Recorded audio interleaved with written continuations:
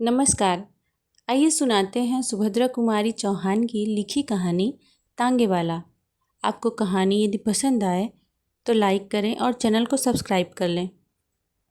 गर्मी की लंबी छुट्टियां प्रारंभ हो चुकी थी। मेरे कुछ मित्रों ने इन गर्मियों की छुट्टियों में कश्मीर जाना तय किया था और इस प्रस्ताव को सबसे अधिक समर्थन मैंने दिया। हम लोग जाने की पूरी तैयारी कर चुके थे कि अचानक यात्रा के 2 दिन पहले मेरे एक मित्र रामकृष्ण का एक आवश्यक पत्र आया। इस पत्र के अनुसार मुझे अपनी कश्मीर यात्रा स्थगित करनी पड़ी। मैं अपने मित्र से मिलने उसके गांव की ओर चल पड़ा।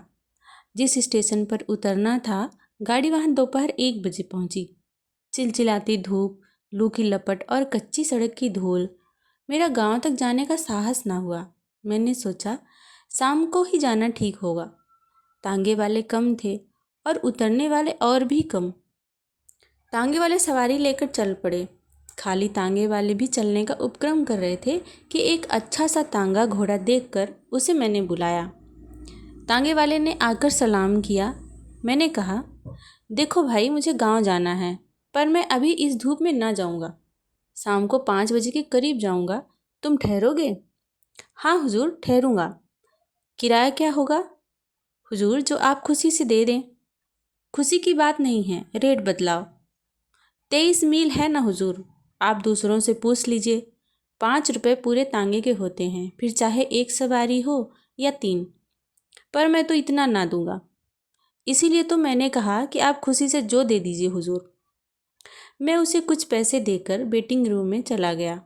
शाम के 6 बजे हम लोग खा पीकर और खाने का कुछ सामान लेकर गांव की ओर रवाना हुए। वैसे तांगे वाला कहता था कि 23 मील 2 घंटे में खुशी से ले जा सकता है, पर स्टेशन से आगे 2 मील के बाद ही कच्ची सड़क प्रारंभ हो जाती है, इसीलिए देर लगेगी। मोटे साहब से हम 4 घंटे बाद गांव पहुंचेंगे।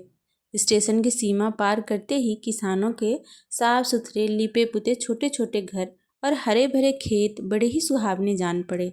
7 भी न बच पाए थे कि पूर्णचंद्र ने सहस्त्रों घड़े दूध पृथ्वी पर उड़ेल दिया। दिन की लू अब ठंडी हवा में परिवर्तित हो चुकी थी। हम इस सुहावने दृश्य को देखकर मैदान में पहुंचे। अब रास्ते में दोनों ओर खाली मैदान था। दूर पर एक आध पेड़ निर्जन में ऐसा खड़ा था जैसे किसी की प्रतीक्षा कर रहा हो। मैंने सोचा, चांदनी रात की वह आभा एक साथी के अभाव में उतनी सुखदायी ना हो सकेगी जितनी होनी चाहिए। मैंने तांगे वाले से पूछा, जो धीरे धीरे कुछ गुनगुना रहा था, कितने मील आ चुके हैं हम लोग? अभी हुजूर कुल 7 मील ही तो आए हैं। और फिर वह जोर से गा उठा, हम फिर से वतन अपना स्वाधीन बना लेंगे। मैंने जरा सतर्क होकर तांगे वाले की ओर देखा। खद्दर का कुर्ता और गांधी टोपी उसके सिर पर थी। मैंने सोचा, इसीलिए तो यह स्वाधीनता के गीत गाता है। मैंने तांगे वाले से पूछा, कितने दिनों से तांगा हाँकते हो तांगे वाले? हुजूर, कोई 5 साल हुए। किसी की नौकरी करने से यह अच्छा है। तबीयत हुई जोता, न तबीयत हुई बैठे रहे। किसी की दावेदारी नहीं है, अपने मन का राज है। सामने चलकर नदी थी। नदी का पुल पार करते ही तांगे वाले ने तांगा रोक दिया। बोला, हुजूर, यहाँ जरा आराम कर लीजिए। नदी का पानी बहुत साफ और मीठा है। कहते हैं कि सन 57 के गदर में तात्या टोपे दुश्मनों की सेना को चीरते हुए यहीं से नदी के पार चला गया था। तात्या टोपे? मैंने मन में सोचा, इसे इतिहास का भी कुछ ज्ञान है। तांगे वाला फिर बोला, हाँ हुजूर, तात्या टोपे नदी के पार जाना चाहता था। फिरंगियों की सेना ने उसे चारों ओर से घेर लिया था। फिर भी हुजूर, वह इतना तेज, इतना फुर्तीला था कि 4-5 बड़े बड़े फिरंगी अफसरों के सामने से निकल गया, अपनी सेना समेत, और उसका कोई कुछ भी ना कर सका। मुझे तांगे वाले के मुंह से इतिहास की कहानी बड़ी ही रोचक लगी। मैं जानना चाहता था कि आखिर इस तांगे वाले के मन में क्या है। मैंने पूछा, फिर क्या हुआ?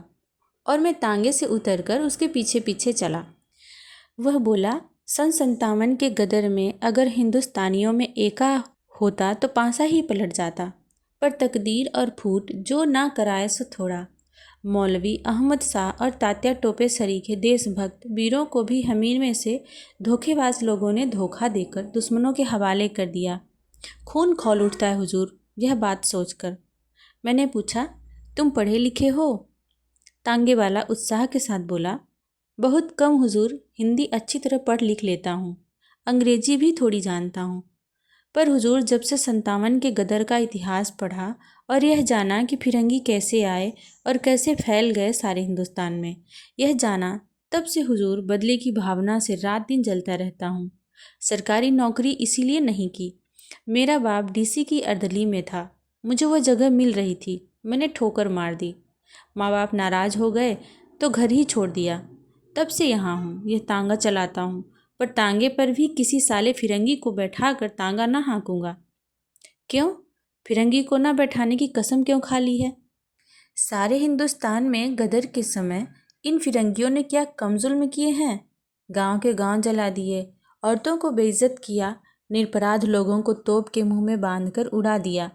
फिर सन 57 की दूर की बात जाने दीजिए, अभी की ही बात है, पंजाब में उन्होंने क्या कम किया है?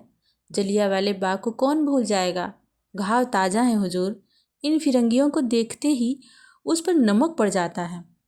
इसीलिए मैंने कसम खाई है, इन्हें तांगे पर कभी न बिठाऊंगा। मेरा मन इनसे बदला लेने के लिए बार बार उमड़ता है। इतने में हम नदी किनारे पहुंच गए।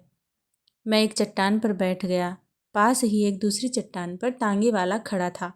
उसने लोटा भर पानी लाकर मेरे पास रखा। मैंने कहा, नहीं जी तांगे वाले, मैं तो नदी पर ही हाथ मुँह धोऊंगा।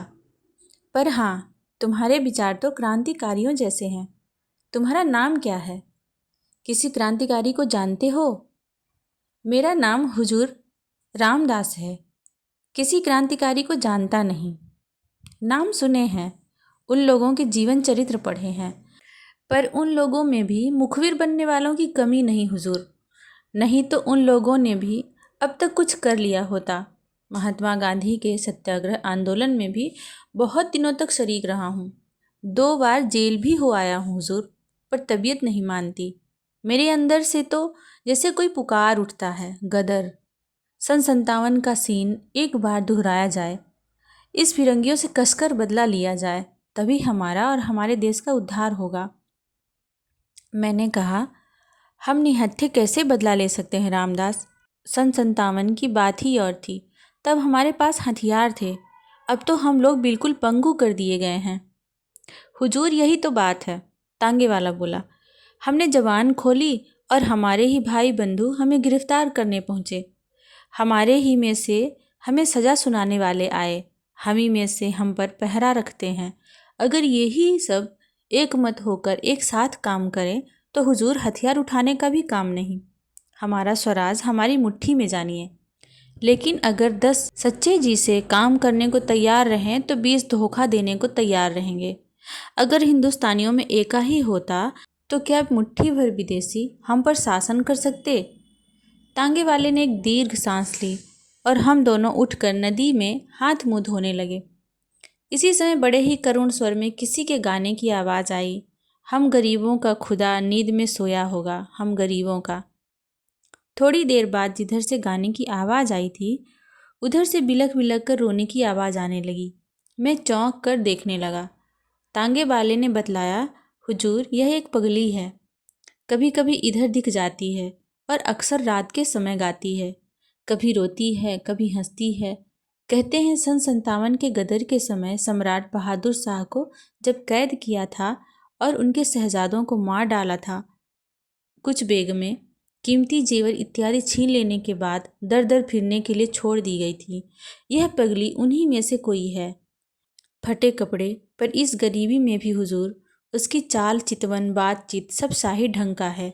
वह मामूली औरत नहीं जान पड़ती।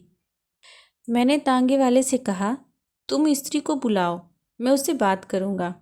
तांगे वाला बोला, वह किसी से नहीं बोलती हुजूर, ना किसी की तरफ देखती है, कहाँ रहती है, क्या खाती पीती है, कोई नहीं जानता। कभी कभी यह नदी के किनारे दिख जाती है, ना जाने कितने बरसों से इसी तरह गाती है, रोती है, हंसती है, पर आज तक कोई उससे बात नहीं कर सका। मैं आश्चर्य में था। खैर खाना खाकर हाथ मुँह धोकर हम लोग फिर तांगे पर आए। तांगे वाला ना जाने कितनी बातें मुझे बतला चला। शुरू शुरू में तांगे पर बैठकर मैंने एक साथी के अभाव का अनुभव किया था, किंतु ये 23 मील कब खत्म हो गए मैं जान भी न पाया। गांव में पहुंचकर जब तांगे वाले ने मुझसे पूछा, यही गांव है, किसके मकान पर चलना है, तब मैंने जाना कि 23 मील की यात्रा समाप्त हो गई। कहानी समाप्त होती है और कहानी को सुनने के लिए आप सभी का बहुत बहुत धन्यवाद।